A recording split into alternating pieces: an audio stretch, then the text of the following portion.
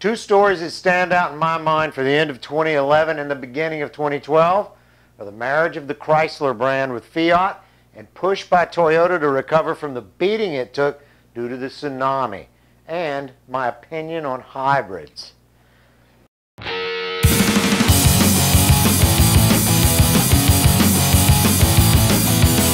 I'm Michelle Rahal with the Drive Channel and thedrivechannel.com. We hope you like what we do and what we're going to bring you in 2012, so please favorite us or subscribe. Sergio Marchionne feels like he got a fire sale in picking up the Chrysler Group, and I believe that he did. He picked up an entire footprint of the North American market. That's no small feat. This allows his brands Fiat, Alfa Romeo, Lancia, Maserati to have greater depth in the North American market. If you think about it, it's a brilliant way to reintroduce those famous European brands that didn't make it in this market in the past, mainly due to poor dealer networks. He now has the ability to use cross-platforms for both globally branded cars and power plants across the entire automotive spectrum. Who doesn't want to see the new Alfa C4 or the Alfa C8 Competizione here in North America? The Fiat 500 is already flying through the city streets with robust sales as well as a cult following. The SRT brand, formerly the Dodge SRT brand, is now separate, and what comes from it is still in serious industrial lockdown, other than to say that the new SRT Viper will be different than previous models. Now that can be good or bad depending on who you ask and what side of the fence you're on. The second major story to me was the final, long, and miserably drawn out introduction of the Toyota FT86 and the Subaru BRX, essentially the same car. Toyota had to do something to battle the South Korean onslaught of improved cars.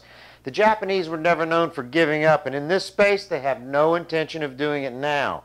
The FT86 body style and power plant have paved the way for the higher-end sports cars to come, like a new Lexus for mere mortal millionaires and a new Supra for the rest of us.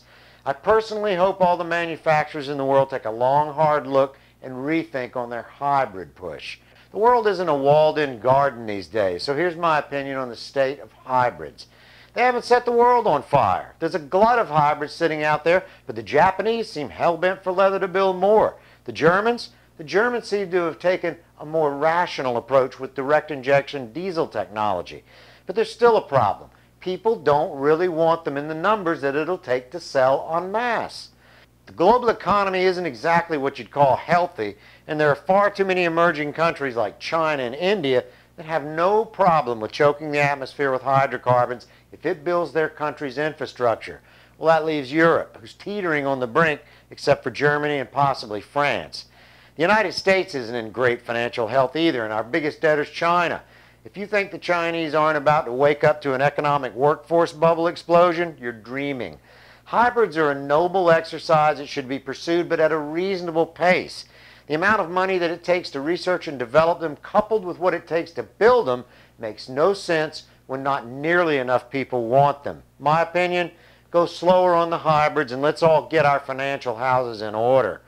For the Drive Channel and thedrivechannel.com, I'm Michelle Rahal. I'll see you later in the week.